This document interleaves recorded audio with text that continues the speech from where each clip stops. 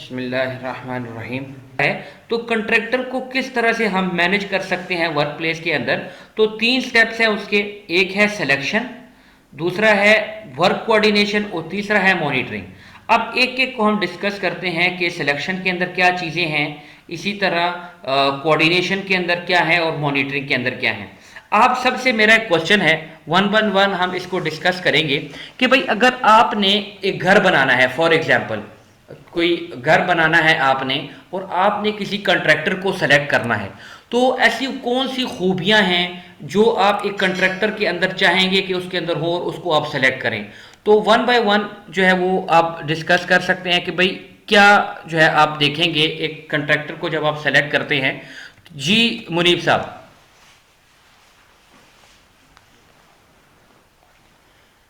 सबसे पहले तो मेरी फैमिली सारी कॉन्ट्रैक्टर हैं सर, गवर्नमेंट के अच्छा जी। कॉन्ट्रैक्ट कर लेते हैं। जी जी। और इसमें सबसे पहले जो हमें जो लोग कॉन्ट्रैक्ट ये गवर्नमेंट देते हैं, वो देखते हैं, वो ये देखते हैं कि इसका पहले इसके पास डॉक्यूमेंटेशन पूरी है, फिर वो उसका पब्लिक प्रोफाइल कैसी किया यानी कैसी है, और इसका बैकग्राउंड कैसा है। मीन्स ठीक के है। पास कार्ड तो नहीं किया हुआ, काम ठीक किया नहीं किया, जो काम किया वो फिजिबल था यानी रिलायबल था, ठीक। सालों चला या साल बाद खत्म हो गया, बह ठीक है। गए कुछ। ठीक है। और इसके अलावा सर रिलेशंस चलते हैं साथ में बस। ठीक है। जो अच्छा आपने आमिर साहब, सर अगर किसी कॉन्ट्रैक्टर को हमने सेलेक्ट करना हो, तो what we need to do या what we need to check of their competency, कि हम इसको कैसे चेक करेंगे ये हमारे लिए ठीक है कि नहीं। जी आमिर साहब।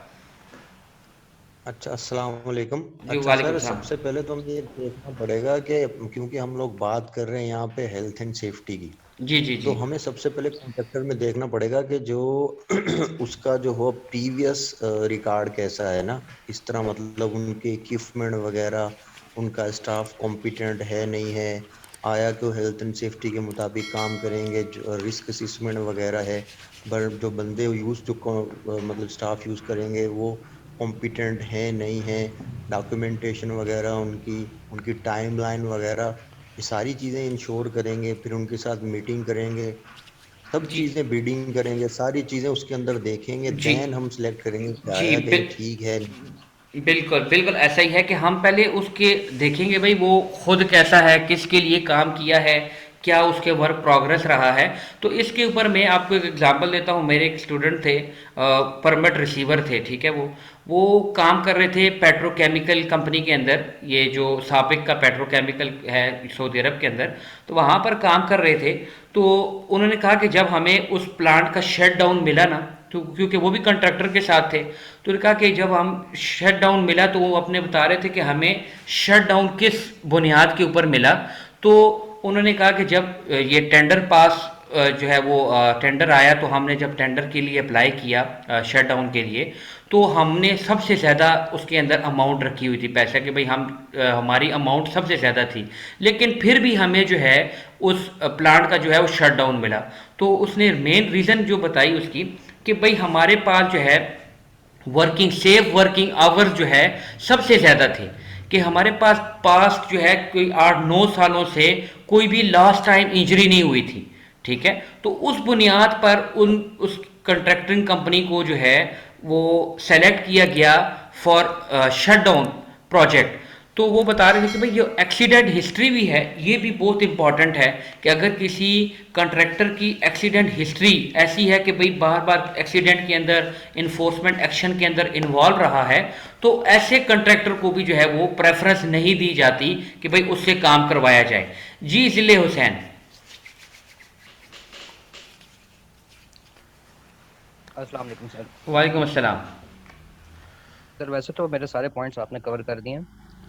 जो मैंने पॉइंट्स मेंशन करना नहीं चाहा था, नहीं, बस एक चीज़ मैं इसमें और दोबारा ऐड बता कर दें, दूंगा। कोई इशू नहीं। जी जी। एक टास्क अचीवमेंट के कितने परसेंट टास्क इनके अचीव हुए, प्रीवियस हिस्ट्री क्या रही है, ये चेक किया जाएगा। ठीक है। एक्सीडेंट हिस्ट्री बहुत ज़्यादा मैटर करती है, क्योंकि मैं राइट नाउ एक टेंडर पे वर्क कर रहा हूँ। ठीक है। तो मैं ये देख रहा था कि क्या क्या रिक्वायरमेंट उन्होंने मांगी हुई है। ठीक है। इक्विपमेंट का स्टेटस क्या है, स्टाफ कितना कॉम्पिटेंट है, कितना ज़्यादा उसका एक्सपीरियंस हैंड्स ऑन, ठीक है। प्रीवियस रिकॉर्ड्स क्या है, बिडिंग अमाउंट क्या है, ठीक है। पॉलिसीज एंड प्रोसीजर्स क्या है कंपनीज के। ठीक है। ये बिल्कुल 6 पॉइंट मेरे बिल्कुल जहन में है। बिल्कुल यही सारी बातें जो हम डिस्कस कर रहे हैं, यही सारी बातें हैं। और इसको अभी हम देखेंगे भी। ये आज की, क्योंकि आपकी असाइनमेंट से रिलेटेड भी यही टॉपिक है सिलेक्शन ऑफ कंट्रैक्टर का, तो इसको अभी हम डिस्कस भी करते हैं। कोई और बंदा जिसने पॉइंट ऐड करना हो इसके अंदर, या उसके जहन में कोई बात आ रही हो, तो वो भी जो है वो बता सकता है। एनीवन?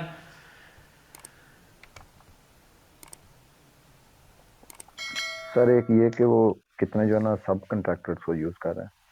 ठीक है, सब कंट्रैक्टर्स को भी यूज कर, हाँ ये भी इंपॉर्टेंट फैक्टर होता है कि कंट्रैक्टर जो है अपने काम के अंदर सब कंट्रैक्टर का इस्तेमाल कर रहा है। वो सारी चीज़ें भी जो है हम देखेंगे, कितने उसके पास एडिक्वेट रिसोर्सेज हैं वो भी देखेंगे। बिल्कुल यही सारी बातें हैं। इसको अब हम देखते हैं कि भाई जब हमने कोई कंट्रैक्टर सेलेक्ट करना हो तो उसकी कॉम्पिटेंसी चेक करने के लिए। जी जी जी जी जी जी जी जी बिल्कुल।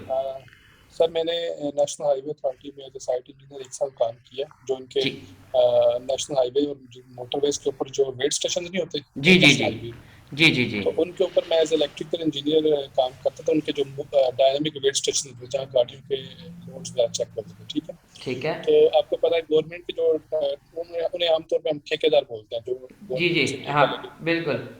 तो वो at the end of their contract वो फिर दोबारा से बिडिंग होती है, ठीक है। तो एनएचए जो है ना वो डॉक्यूमेंट्स शेयर करता है सबके साथ, वो सारे अपनी अरेंजमेंट्स कर रहे होते हैं। तो मेरे रहते हुए वहाँ उन्हीं कंपनीज को मिलता रहा है जो जो तो एक करप्शन फ्री थी, ठीक है, साथ उनका रिकॉर्ड अच्छा था, कैजुअलिटी नहीं थी हुई, और साथ उनकी बिडिंग प्राइस वाली, ये सारी चीज़ें जो हम लोग शेयर कर रहे हैं यही चीज़ें। ठीक हो गया, थैंक यू समीउल्लाह, बहुत शुक्रिया आपका। आपने बिल्कुल सही बताया। देखें अभी हमारे पास आ जाते हैं पॉइंट्स, कि वो कौन से पॉइंट्स हैं जिनको हमें मद्देनज़र रखना है जब हम किसी भी कंट्रैक्टर को सेलेक्ट करते हैं, ताकि वो हमारे लिए मुसीबत ना बने, एक क्लाइंट के लिए मुसीबत ना बने, उसकी हेल्थ एंड सेफ्टी इश्यूज़ के अंदर जो है वो ना आए। सबसे पहले हम कंट्रैक्टर की हेल्थ एंड सेफ्टी पॉलिसी देखेंगे कि भाई ये जो कंट्रैक्टर हम हायर कर रहे हैं इसकी हेल्थ एंड सेफ्टी पॉलिसी क्या है, इसके एम्स एंड ऑब्जेक्टिव क्या है, किस तरह से ये हेल्थ एंड सेफ्टी के इश्यूज़ को जो है वो टारगेट करता है, क्या इसके ऑब्जेक्टिव्स हैं, वो सारी की सारी चीज़ें हम उसकी पॉलिसी के अंदर चेक करेंगे। उसके बाद हम उसकी प्रीवियस रिस्क असेसमेंट के रिकॉर्ड्स देखेंगे कि भाई ये जो रिस्क है उसको किस तरह से मैनेज करता है, ये किस तरह से चीज़ों को, उसके पास सेफ सिस्टम ऑफ वर्क क्या है, साथ साथ अगर ये कोई परमिट का इस्तेमाल कर रहा है हाई रिस्क एक्टिविटीज़ के अंदर के नहीं कर रहा, क्या वो प्रोसीजर अपनाएगा। उसकी रिस्क असेसमेंट के अंदर जो जो चीज़ें हैं वो हम चेक करेंगे कि भाई आया ये रिस्क को कैसे मैनेज करता है। उसके बाद उसके पास कौन सा स्टाफ है, उस स्टाफ की क्वालिफिकेशन क्या है, कितने स्टाफ हैं जो क्वालिफाइड हैं, किस किस्म की उसके पास ट्रेनिंग मौजूद है, कहाँ कहाँ से उन्होंने ट्रेनिंग ली हुई है, किसी थर्ड पार्टी से सर्टिफिकेशन है उसके स्टाफ की, किस तरह के लोग उसके पास काम कर रहे हैं, इंजीनियर किस किस्म के हैं, कितना उनके पास जो है वो ट्रेनिंग है, कितनी एक्सपीरियंस है, कितनी क्वालिफिकेशन है, ये सारे रिकॉर्ड्स भी हम चेक करेंगे। उसके बाद सबसे इम्पॉर्टेंट, किसी प्रोफेशनल ऑर्गेनाइजेशन के साथ इनकी मेंबरशिप है कि नहीं। जिस तरह आईओश की ऑर्गेनाइजेशन है, आईएसओ से सर्टिफाइड है कि नहीं, किसी ओशा की इदारे से सर्टिफाइड है कि नहीं, या जिस तरह सऊदी अरब के अंदर बात करें तो क्या अरामको अप्रूवल है कि नहीं। तो ये सारी की सारी चीज़ें प्रोफेशनल ऑर्गेनाइजेशन की मेंबरशिप दिखाती हैं। पाकिस्तान के अंदर कंट्रैक्टर्स जो है उनके लिए मेंबरशिप के लिए ज़रूरी है, या उनके पास ज़रूरी क्या है कि भाई C6 और C7 का सर्टिफिकेट पाकिस्तान इंजीनियरिंग कौंसिल से लेना उनके पास अचीव होना चाहिए जो कंट्रैक्टर्स हैं, कि C6 का सर्टिफिकेट, C7 का सर्टिफिकेट उनके पास हो तो वो उनको जो है वो कंट्रैक्ट्स जो है वो दिए जाते हैं, इस क्योंकि उनकी मेंबरशिप उनके अंदर जो है वो नज़र आती है। फिर ये C6 और C7 के जो मेंबरशिप्स हैं इनके अंदर स्टाफ जो है उसकी भी क्वालिफिकेशन इसी के अंदर आती है कि भाई आपके पास जो है वो स्टाफ हो, इंजीनियर्स कितने होने चाहिए, और आपके पास जो है बाकी हेल्थ एंड सेफ्टी का स्टाफ उसके अंदर मेंशन होता है कि ये भी होना चाहिए। लोग रखते नहीं हैं, बता देते हैं लेकिन रखते नहीं हैं, लेकिन रिक्वायरमेंट उनकी होती है। इसी तरह आईओश का जो इदारा है वो मेंबरशिप प्रोवाइड करता है, आईएसओ का इदारा है वो मेंबरशिप प्रोवाइड करता है। तो जो हमारे पास कंट्रैक्टर है हम चेक करेंगे कि भाई क्या ये किसी प्रोफेशनल ऑर्गेनाइजेशन के साथ इसकी मेंबरशिप है कि नहीं। फिर ये जो मशीन, इक्विपमेंट, प्लांट वगैरह इस्तेमाल करेगा इसके मेंटेनेंस के रिकॉर्ड, इसके टेस्टिंग के रिकॉर्ड देखेंगे कि आया किसी थर्ड पार्टी से सर्टिफाइड है कि नहीं, क्या इनके इक्विपमेंट की टेस्टिंग प्रॉपर हुई है कि नहीं हुई, थर्ड पार्टी ने की है, किस तरह के इनके पास जो है वो इक्विपमेंट्स हैं, किस तरह की ये जो है वो मशीन इस्तेमाल करेंगे, उसका भी रिकॉर्ड हम उससे लेंगे। उसके बाद आज से पहले किन लोगों के लिए काम किया है और करंटली किन लोगों के साथ काम कर रहा है, ये भी उसकी रेपुटेशन जाहिर करेंगे कि भाई किस तरह का कंट्रैक्टर है। अगर तो एक अच्छे प्रोजेक्ट्स के ऊपर काम किया हुआ है और करंटली भी अच्छे प्रोजेक्ट्स के ऊपर है, अच्छे उसके क्लाइंट्स हैं, तो हम उसको भी प्रेफरेंस देंगे। तो ये सारे रिकॉर्ड भी हम उससे रखेंगे कि भाई जिस तरह एक सीवी होती है कि जब आप किसी जॉब के लिए अप्लाई करते हैं तो वो पूछते हैं हाँ भाई आज से पहले कहाँ काम किया है, तो किसी अच्छे इदारे या रेलेवेंट जो है वो इदारे के अंदर काम किया हो तो उस लोगों को ज़्यादा प्रेफरेंस दी जाती है। तो इसी तरह जब हम किसी कंट्रैक्टर को सेलेक्ट करते हैं तो उस प्रोजेक्ट से रिलेटेड अगर उसने पहले कहीं काम किया है तो उसे उसका रिकॉर्ड लेंगे, तो वो भी हमारे लिए काफ़ी इफेक्टिव होगा। सबसे इंपॉर्टेंट चीज़ है एक्सीडेंट हिस्ट्री, कि भाई उसकी एक्सीडेंट हिस्ट्री देखेंगे, उससे एक्सीडेंट के रिकॉर्ड लेंगे कि भाई आपके एक्सीडेंट के रिकॉर्ड क्या हैं, उसके प्रीवियस जितने भी एक्सीडेंट के रिकॉर्ड हैं, कब कौन कौन सी इंजरीज या कौन कौन से एक्सीडेंट्स के अंदर ये कंट्रैक्टर इन्वॉल्व रहा है उसका रिकॉर्ड लेंगे। फिर किसी इन्फोर्समेंट इदारे ने कोई एक्शन तो नहीं लिया, कोई इम्प्रूवमेंट या प्रोहिबिशन का नोटिस तो नहीं मिला हुआ, कोई जो है वो फाइन तो नहीं हुआ, इसी तरह कोई उसके ऊपर जो है प्रोसिक्यूशन तो नहीं हुई या कोई केस तो नहीं चल रहा उसके ऊपर। तो ये रिकॉर्ड भी हम उससे लेंगे कि भाई आया आपके पास जो है वो क्लियरेंस सर्टिफिकेट होना चाहिए, किसी भी इदारे के अंदर आपके ऊपर कोई केस तो नहीं चल रहा, वो सारी चीज़ें हम देखेंगे। फिर एडिक्वेट रिसोर्सेज, कि भाई वो किन किन लोगों से हेल्प लेते हैं, कि आया हेल्थ एंड सेफ्टी के अंदर अगर किसी इशू के अंदर हैं तो किस तरह से हेल्प लेंगे, आया परमिट सिस्टम का इस्तेमाल करेंगे, किसी सब कंट्रैक्टर का इस्तेमाल करेंगे, किसी स्पेशलिस्ट से एडवाइस लेंगे, तो उसका भी हम रिकॉर्ड जो है उनसे कलेक्ट करेंगे।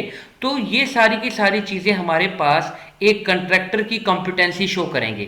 फिर हमारे पास जो भी इन तमाम रिकॉर्ड के ऊपर पूरा उतरेगा वो क्लाइंट के लिए बेहतरीन ऑप्शन होगा कि उसको सेलेक्ट कर लिया जाए for their work for their project. तो जब भी हम किसी कंट्रैक्टर की बात करते हैं तो इनिशियल स्टेप होता है उसकी सिलेक्शन का, कि भाई जब हम कंट्रैक्टर को सेलेक्ट करते हैं तो वो कॉम्पिटेंट होना चाहिए। उसकी कॉम्पिटेंसी चेक करने के लिए हमारे पास उसकी health and safety policy, risk assessment, उसके स्टाफ का रिकॉर्ड, उसके वर्किंग मेथड, उसकी जो है वो किसी इदारे के साथ मेंबरशिप, मशीन का और इक्विपमेंट का मेंटेनेंस और टेस्टिंग रिकॉर्ड, आज से पहले किन लोगों के लिए काम किया, एक्सीडेंट हिस्ट्री उनकी क्या है, किस तरह के रिसोर्सेज इस्तेमाल करते हैं, किसी सब कंट्रैक्टर को इस्तेमाल करते हैं या उनके ऊपर कोई केस वगैरह तो नहीं चल रहा। तो इन सारी चीज़ों के हम रिकॉर्ड उनसे तलब करेंगे। तो अगर उनके ऊपर सारे के ऊपर जो है कोई फिट बैठ रहा होगा तो वो हमारे लिए बेहतरीन कंट्रैक्टर होगा, उसको हम काम के अंदर जो है वो इन्वॉल्व करेंगे। जी शाहनवाज साहब।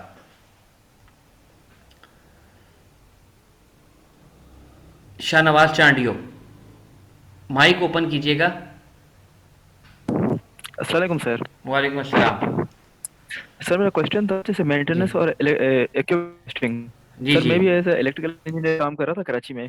ठीक तो है। सर वहाँ पे क्या होता है जब मेंटेनेंस या इक्विपमेंट का कोई नया इक्विपमेंट होता है हमारा, तो जी उसमें जी क्या होता है इसमें कुछ थर्ड पार्टी इंस्पेक्शन होती है जी जी और उसके अलावा सर और पीएसएसआर होती है। सर इसका पीएसएसआर का कॉन्सेप्ट मेरा अभी तक क्लियर नहीं होता, ये होता क्या है सर पीएसएसआर? देखिए, पीएसएसआर डिफरेंट इक्विपमेंट का होता है। उसके अंदर जो है वो इक्विपमेंट की क्वालिटी से रिलेटेड है, क्वालिटी मैनेजमेंट सिस्टम से रिलेटेड वो टॉपिक है कि भाई उसकी क्वालिटी इक्विपमेंट की टेक जो है वो चेक की जाती है। ठीक है, तो वो क्वालिटी से रिलेटेड उसका चेक किया जाता है कि भाई इसकी क्वालिटी ठीक है कि नहीं, क्योंकि बहुत दफ़ा जो कंट्रैक्टर जितने भी होते हैं ना उनके ये जो इक्विपमेंट्स हैं डिफरेंट प्रोजेक्ट के अंदर जो है वो इस्तेमाल होते हैं। अब जिस तरह फोर्कलिफ्ट ट्रक है या कोई भी क्रेन जो है इस्तेमाल की जाती है या इस तरह कोई भी हैवी मशीनरी इस्तेमाल की जाती है, तो उनकी जो है टेस्टिंग, एक तो अगर थर्ड पार्टी से सर्टिफाइड हैं भी, तो अगर वो साइट के ऊपर आते हैं तो उनकी दोबारा टेस्टिंग की जाती है, तो ताकि वो चेक किए जा सके कि वर्क प्लेस के अंदर वो फिट है कि नहीं। और इसके अलावा क्वालिटी से रिलेटेड टेस्टिंग जो है बहुत ज़रूरी है कि भाई उनकी क्वालिटी टेस्टिंग भी की जाए। फिर ये मैकेनिकल से रिलेटेड भी अगर कोई इक्विपमेंट हो तो उसके एनडीटी जो है वो चेक की जाती है, नॉन डिस्ट्रक्टिव टेस्टिंग्स भी की जाती हैं प्लांट मशीनरीज की, ताकि उनके रिकॉर्ड जो है वो प्रॉपर, या उनके काम के अंदर अगर वो इस्तेमाल हो रहे हैं तो वो ठीक होने चाहिए, उसके अंदर कोई भी क्लाइंट के लिए या लोगों के लिए वो मुसीबत ना बने। तो इसलिए इन सारी टेस्टिंग का होना या इनके रिकॉर्ड का होना बहुत ज़्यादा ज़रूरी होता है। ठीक है, अच्छा जी, सर क्लियर। ओके जी। अच्छा, अब हमने जी कंट्रैक्टर को सिलेक्ट कर लिया, अब हमारे पास आगे क्या है जी, कि अब हमने आगे क्या करना है। हमारा पहला स्टेप था जी कंट्रैक्टर को सिलेक्ट करना। एक बंदा है जिसका हमने सारा रिकॉर्ड देखा, वो हमारे लिए फिट उस रिकॉर्ड के अंदर बैठा, उसको हमने सेलेक्ट कर लिया। अभी हमने उससे काम नहीं करवाया, अब एक बंदा सेलेक्ट कर लिया, अब हम उसके साथ करेंगे वर्क प्लानिंग, कि अब हमारा काम है जी प्लानिंग करना, कि भाई हम किस तरह से चीज़ों को ठीक करेंगे। फॉर एग्जांपल मैंने कोई काम करवाना है और मैंने उसके लिए जो है वो कंट्रैक्टर हायर किया, कंट्रैक्टर के तमाम रिक्वायरमेंट मैंने देखी, उस रिक्वायरमेंट के ऊपर वो पूरा उतर गया। अब मेरी उसके साथ वर्क कोऑर्डिनेशन चलेगी। वर्क कोऑर्डिनेशन के अंदर हम क्या देखते हैं कि भाई मैं अपनी जगह के अंदर जितने भी ख़तरात मौजूद हैं वो उस कंट्रैक्टर के साथ शेयर करूंगा, कि भाई मेरी ये जगह है, इसके अंदर पानी ज़मीन से निकलता है, या दीवारों के अंदर बिजली की तारें कहाँ कहाँ पर हैं, या जो भी उस जगह से रिलेटेड जितनी भी इंफॉर्मेशन है साइट की, जहाँ जो कंट्रैक्टर के लिए ख़तरा बन सकती हैं, मैं वो तमाम की तमाम इंफॉर्मेशन शेयर करूँगा जी कंट्रैक्टर के साथ। फिर कंट्रैक्टर एक्टिविटीज़ को किस तरह परफॉर्म करेगा, उसके अंदर क्या ख़तरात होंगे, वो इंफॉर्मेशन क्लाइंट के साथ शेयर करेगा। तो ये दोनों साइट की इंफॉर्मेशन और एक्टिविटीज़ की इंफॉर्मेशन एक दूसरे के साथ शेयर करेंगे।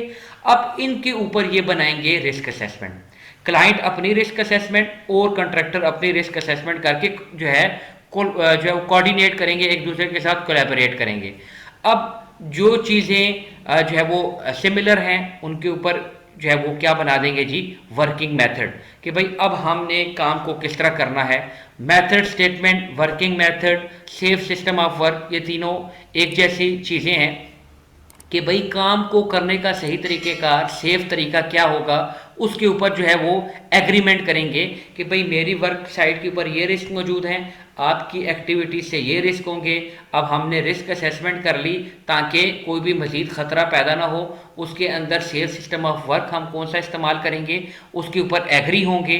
फिर कॉन्फ्लिक्ट ना होने के लिए जो एक्टिविटीज़ हैं उनको इंश्योर करेंगे कि भाई फॉर एग्जांपल वेल्डिंग करवानी है हमने, तो उसके लिए हार्ड वर्क परमिट लेना पड़ेगा। क्लाइंट कहेगा कि भाई जितनी भी हार्ड वर्क की एक्टिविटीज़ हैं उसके लिए आपको परमिट लेना पड़ेगा, तो वो क्लाइंट इशू करवाएगा। इसके ऊपर वर्किंग मेथड बनेंगे। कन्फ्लिक्ट से बचने के लिए दोनों क्या करेंगे, एग्रीमेंट कर लेंगे, साइन कर लेंगे आपस में वर्क कोऑर्डिनेशन के अंदर कि भाई जो बातें क्लाइंट ने की हैं वो कंट्रैक्टर मानता है, और दोनों इसके ऊपर कर लेंगे साइन।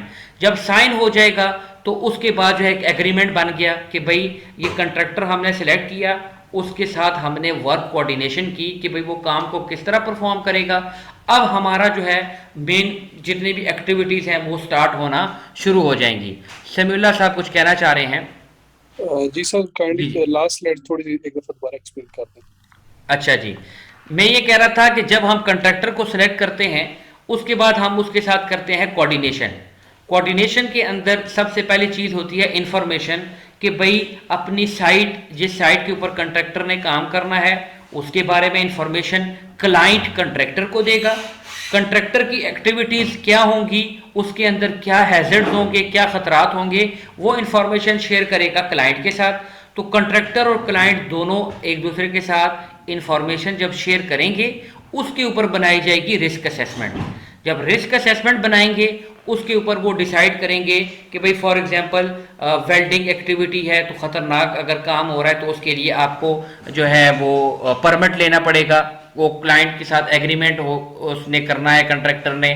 फिर इसी तरह जो है वो कोई ख़तरनाक एक्टिविटीज़ हैं उसके अंदर कोई और जिस तरह कन्फाइंड स्पेस है उसके अंदर एक्टिविटी करनी है, इमरजेंसी प्रोसीजर कैसा होगा, फर्स्ट एड की फैसिलिटीज़ कैसी होंगी, इन सारी चीज़ों के ऊपर वो मेथड स्टेटमेंट बनाएंगे और उसके ऊपर एग्रीमेंट करेंगे, साइन करेंगे कि साइन करके बताएंगे कि भाई जो जो बातें क्लाइंट कहेगा कि मैंने हमारे दरमियान एग्रीमेंट हो गया है, जो जो बातों पर हम एग्री हैं उसके ऊपर क्लाइंट भी साइन करेगा और कंट्रैक्टर भी साइन करेगा, ताकि मज़ीद कन्फ्लिक्ट से बचा जा सके। ताकि अगर कोई मॉनिटरिंग हम करेंगे, हमें कोई लगता है कि भाई वर्क प्लानिंग ठीक नहीं हो रही, तो हम उस कॉन्ट्रैक्ट के मुताबिक जो है या एग्रीमेंट के मुताबिक चल सकेंगे कि भाई हमने क्या करना है फर्दर। तो इंफॉर्मेशन या प्लानिंग के अंदर हम ये देखते हैं कि क्लाइंट के वर्क प्लेस पर कौन से हैजर्ड हैं, कंट्रैक्टर के वर्क के अंदर एक्टिविटीज़ के अंदर कौन से हैजर्ड हैं, उनके ऊपर असेसमेंट करना और उनके लिए सेफ वर्किंग मेथड या मेथड स्टेटमेंट बनाना, ताकि काम को खुशस्लूबी से, आसानी से, हेल्थ एंड सेफ्टी के प्रोटोकॉल्स के अंदर रहते हुए उसको परफॉर्म किया जाए। तो उसी के ऊपर जो भी बातें होंगी उनके ऊपर एग्रीमेंट साइन होगा, और उस साइन के अंदर दोनों जो है वो जिस तरह बयान अल्फी जो है करवाते हैं कि भाई आप साइन कर लें, तो उसके ऊपर कंट्रैक्टर और क्लाइंट साइन कर देंगे, दोनों एक दूसरे के साथ एग्री होंगे, तो ताकि कोई भी कन्फ्लिक्ट वाली सिचुएशन जो है वो क्रिएट ना हो। जब कन्फ्लिक्ट वाली सिचुएशन क्रिएट नहीं होगी तो दोनों के लिए जो है वो आसानी होगी। तो ये दूसरा पॉइंट था किसी भी कंट्रैक्टर को मैनेज करने का। सबसे पहला था सिलेक्शन, कि कंट्रैक्टर को सेलेक्ट कैसे करना है। दूसरा है उसकी वर्क कोऑर्डिनेशन, वर्क प्लानिंग, कि उसके साथ किस तरह से वर्क को प्लान करना है। सेलेक्ट कर लिया वर्कर के साथ, कंट्रैक्टर के साथ, उसको प्लान कर लिया कि काम को किस तरह परफॉर्म करना है। अब आ जाते हैं सबसे आखिरी पार्ट की तरफ, जो कि है मॉनिटरिंग का, कि क्लाइंट जो है कंट्रैक्टर को सेलेक्ट करने के बाद, उसके साथ वर्क प्लानिंग करने के बाद, अब है जी मॉनिटरिंग की बारी, कि अब किस तरह से जो है वो चीज़ों को मॉनिटर किया जाता है। तो वर्क प्लेस के अंदर डिफरेंट जो है वो लोग काम कर रहे होते हैं।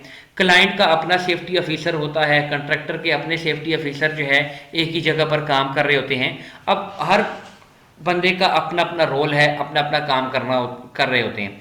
अक्सर ये जो प्रोजेक्ट्स के ऊपर जो कॉन्ट्रैक्ट मिलते हैं, इनकी ड्यूरेशन काफ़ी जो है वो लंबी होती है, कोई 5 साल, कोई 10 साल की जो है वो कॉन्ट्रैक्ट लिए होते हैं कंट्रैक्टर्स ने। तो अब उसके अंदर मॉनिटरिंग के प्रोसेस क्या होंगे, कौन कौन से मॉनिटरिंग के मेथड जो है वो इस्तेमाल करके जो है वो कॉन्ट्रैक्टर को चेक किया जाएगा, उसके काम को मैनेज किया जाएगा। सबसे पहले क्लाइंट की ये जिम्मेदारी है कि वो कॉन्ट्रैक्टर को जो है वो मॉनिटर करे, उसके ऊपर सुपरविजन रखे, कि ताकि जो उसने वर्क प्लानिंग की है उसके अंदर खिलाफ वर्जी ना आए। तो अगर क्लाइंट जो है वो मॉनिटरिंग कर रहा है, इंस्पेक्शन कर रहा है, चीज़ों को देख रहा है, उसके अंदर उसे लगता है कि अनसेफ प्रैक्टिसेस इन्वॉल्व हैं या एग्रीमेंट की खिलाफ वर्जी हो रही है, तो वो काम को रुकवा सकता है। और ये भी कर सकता है कि अगर कंटिन्यूली एक कॉन्ट्रैक्टर जो है खिलाफ वर्जी कर रहा है तो उसका कॉन्ट्रैक्ट कैंसिल भी कर सकता है। तो ये सारी की सारी बातें वर्क प्लानिंग के अंदर पहले से एग्रीमेंट में लिखी जाती हैं। इसके लिए क्योंकि प्रोजेक्ट अगर लेंथी हैं, ज़्यादा हैं, तो उनके अंदर कंट्रैक्टर जो क्लाइंट है वो ऑडिट भी परफॉर्म कर सकता है, कि एनुअल ऑडिट जो है वो करता रहे कंट्रैक्टर के ऊपर, ताकि उसे पता चल सके कि भाई उसके काम के अंदर क्या प्रोसेस चल रहा है, जो मेथड स्टेटमेंट है उसके अगेंस्ट काम सही चल रहा है कि नहीं चल रहा। तो वो सरप्राइज विजिट्स भी कर सकते हैं, ऑडिट भी कर सकते हैं, इंस्पेक्शन भी कर सकते हैं। अपनी टीम जो है वो भी रेगुलर बेसिस के ऊपर कॉन्ट्रैक्टर के साइट पे जो है वो भेज सकते हैं, ताकि मॉनिटरिंग करते रहें, कोई भी हेल्थ एंड सेफ्टी का इशू जो है वो क्रिएट ना हो। तो यहाँ पर आपका पहला जो चैप्टर है वो एंड होता है कि भाई एक कंट्रैक्टर को हमने कैसे सेलेक्ट करना है। सबसे इम्पॉर्टेंट जो है वो टॉपिक था आज का, कि भाई हमारे पास एक कंट्रैक्टर अगर हो तो उसको हम कैसे सेलेक्ट करें। तो इसके ऊपर जो है ये हमारा जो पहला चैप्टर है वो एंड हो जाता है। तो एक दफ़ा जी जी सर, एक होता है एम्प्लॉयर, ठीक है, जी जी, एक होता है कंट्रैक्टर और एक होता है क्लाइंट। ये क्लाइंट किसके साथ, ये देख मतलब एक मेरी जगह है, मैंने एक कंपनी खड़ी करनी, ठीक है, मैं इस कॉन्ट्रैक्टर से रब्ता करता हूं, ठीक है। कॉन्ट्रैक्टर की आगे एक अपनी वर्क फोर्स है, ठीक है, ठीक है। तो ये क्लाइंट सर कौन होता है? क्लाइंट जो है वो एम्प्लॉयर है कंट्रैक्टर का, जो उसके लिए काम कर रहे हैं, उसके वर्क प्लेस पे जितने लोग काम कर रहे हैं। क्लाइंट असल में बेसिकली एम्प्लॉयर खुद होता है, ठीक है। एम्प्लॉयर जो है वो क्लाइंट है। एक एम्प्लॉयर कोई ऑर्गेनाइजेशन भी हो सकती है, कोई कंपनी भी हो सकती है, ठीक है। अब जिस तरह अरामको को समझ ले, अरामको इज अ क्लाइंट, ठीक है, उसके प्रोजेक्ट के ऊपर बीआर कैट है, टर्किश कंपनीज है, वो काम कर रही है, वो कंट्रैक्टर हैं। लेकिन वो जो कंट्रैक्टर्स हैं वो अपने लोगों के लिए वो भी एम्प्लॉयर्स हैं। वो समझ रहे हैं, वो उसके जितनी भी वर्क फोर्स है उसके लिए वो एम्प्लॉयर है। अब बीआर कैट जो है वो एम्प्लॉयर है अपने लोगों के लिए, लेकिन वो कंट्रैक्टर है अरामको का, और अरामको उसका क्लाइंट है। सिंपल, ठीक हो गया? Alright sir. ओके जी। जी शुएब साहब। अस्सलाम वालेकुम सर। वालेकुम अस्सलाम। सर मेरा मतलब ये सिर्फ चीज़ जो भाई ने की पूछा था, जैसे कि मतलब एक जो कंपनी है उसकी मतलब जो क्लाइंट होगा, क्लाइंट के अंडर ही मतलब वो कॉन्ट्रैक्टर होगा, ऐसे ही मतलब एक चेन बनी हुई है। जी जी, देखिए अगर तो क्लाइंट कंट्रैक्टर इस्तेमाल करता है तो कंट्रैक्टर होगा, नहीं करता तो नहीं होगा। मेरी बात समझ रहे हैं ना? जी जी सर। जिस तरह अब मेरे फॉर एग्जांपल मेरा कोई इंस्टीट्यूट है, ठीक है, मेरे क्लाइंट है, मैं उनके लिए जो है वो ट्रेनिंग सर्विसेज प्रोवाइड करता हूँ, तो वो मेरे क्लाइंट है, मैं उनका कंट्रैक्टर हूँ, मैं उनको सर्विसेज अपनी दे रहा हूँ। ठीक हो गया? तो अगर कोई आपसे, ठीक है ना, आप जिसको अपनी सर्विसेज प्रोवाइड करते हैं वो आपका क्लाइंट होता है। सिंपल से एग्जाम्पल ये है। अच्छा जी, एक एक पूरी समरी। जी जी जी जी जी हम कॉन्ट्रैक्टर का क्या मतलब होगा? जी, सब कॉन्ट्रैक्टर का क्या मतलब होगा सर? सब कंट्रैक्टर वो होते हैं जो कंट्रैक्टर के अंडर काम कर रहे होते हैं। ठीक है, अब समझे, क्लाइंट ने किसी को कॉन्ट्रैक्ट दिया और कंट्रैक्टर ने आगे से अपने काम के लिए किसी और कंट्रैक्टर को रख लिया, तो वो हमारे लिए सब कंट्रैक्टर है और कंट्रैक्टर के लिए वो कंट्रैक्टर है। ठीक है? Okay okay. अच्छा जी, ऐसा एम्प्लॉयर है सर? जी, क्लाइंट अपने लोगों का एम्प्लॉयर है, अपने जो लोग उसके लोग जो उसके लिए काम कर रहे हैं उसके लिए वो एम्प्लॉयर है। ठीक है ना? अच्छा जी, एक समरी ओवरऑल पूरे चैप्टर की हम पढ़ते हैं कि भाई इस चैप्टर के अंदर हमने क्या क्या चीजें पढ़ ली हैं। सबसे पहले इस चैप्टर का नाम है why we need to manage health and safety, कि वर्क प्लेस के अंदर हमें हेल्थ एंड सेफ्टी क्यों मैनेज करनी चाहिए। तो हमने देखा कि दुनिया के अंदर बहुत ज़्यादा एक्सीडेंट होते हैं, लोग अपने घरों से काम के लिए जाते हैं लेकिन सलामत वापस नहीं आ पाते, या पूरी ज़िंदगी के लिए परमानेंटली डिसेबल हो जाते हैं या मौत का शिकार हो जाते हैं। तो ये चीज़ इंसान के लिए, उसकी फैमिली के लिए, उसकी सोसाइटी के लिए एक्सेप्टेबल नहीं है। तो ये हर एम्प्लॉयर की इखलाकी जिम्मेदारी है कि वो अपने लोगों को सेफ वर्किंग एनवायरनमेंट प्रोवाइड करे ताकि उनको कोई इंजरी या किसी भी बीमारी के अंदर मुब्तला ना हो। ये उनकी मॉरल रिस्पॉन्सिबिलिटी है। अब मॉरल रिस्पॉन्सिबिलिटीज़ को एवॉइड करते करते जो है वो लीगल रिस्पॉन्सिबिलिटीज़ बनी कि लोग अपनी अखलाकियात को भूलते गए, तो उसी के नतीजे में सोसाइटी ने आवाज़ उठाना शुरू की। जब सोसाइटी ने आवाज़ उठाना शुरू की तो वो सोसाइटी की जो बातें हैं उसको लीगल इशू या लीगल रीज़न का नाम दे दिया गया कि सेफ वर्किंग या किसी इंसान को साफ जगह, ऐसी जगह जहाँ पर वो काम करे और वो महफूज रहे, ये हर इंसान की अखलाकी जिम्मेदारी है। लेकिन लोग अपनी अखलाकी जिम्मेदारियों को पूरा नहीं करते, तो इसी जिम्मेदारी को लीगल प्रोसीडिंग के अंदर डाल दिया गया कि भाई अब कानून ये कहता है कि भाई जो वर्कर आपके पास काम करेगा उसकी सेहत की हिफाजत आपने करनी है, सेफ वर्किंग एनवायरनमेंट उनको देना है जो कि एम्प्लॉयर की जिम्मेदारी है। तो जब इंसान अपनी अखलाकियात को भूलने लगा तो उसी के इम्पोज करते हुए उसको लीगल प्रोसीडिंग के अंदर डाल दिया गया। कानून बनते हैं सोसाइटी की डिमांड से कि जब आप लोगों को तंग करेंगे, लोगों की सेफ्टी का ख्याल नहीं रखेंगे तो लोग बोलेंगे, जब लोग बोलेंगे तो इशू क्रिएट होगा, तो उस इशू को फिर जो है वो लीगल रीज़न कहा जाता है कि ये अब कानून का हिस्सा बन गया है कि अब आपने, क्योंकि आप अपनी अखलाकियात पूरी नहीं करते तो अब आपको कानून फॉलो करना पड़ेगा। तो उसी के अंदर फिर हमने ये भी देखा कि जब मॉरल रीज़न को एवॉइड किया जाता है, ब्रीच किया जाता है, तो उसके अंदर फिर आपको बहुत ज़्यादा फाइनेंशियल इश्यूज जो है वो सामना करना पड़ता है। उसके अंदर काफ़ी ज़्यादा जो है वो एग्जांपल्स मौजूद हैं कि भाई आपको डायरेक्ट और इनडायरेक्ट कास्ट जो है वो बेयर करनी पड़ती है एक एम्प्लॉयर को, एक ऑर्गेनाइजेशन को।